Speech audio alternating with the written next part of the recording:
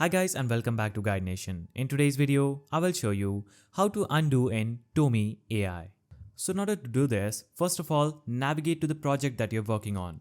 So this is TOME AI open on my window. Now, if I perform an action, for example, if this text is in white color and I'm selecting this text, changing the color of this text to red, this is an action that I just performed. Now if I would want to undo this action, I will simply hold down Ctrl plus Z on my keyboard and that will undo the action that I just performed.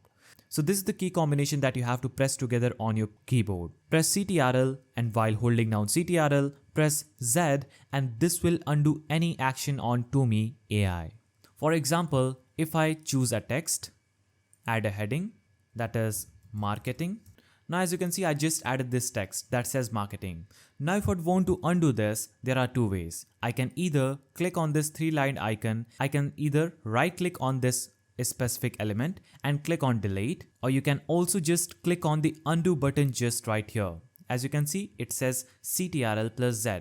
Press Ctrl plus Z on your PC's keyboard and that will undo this specific action. So that's how you undo on TOME AI. If you found this video helpful, please don't forget to give it a thumbs up, subscribe and hit that notification bell. And I'll see you in the next video.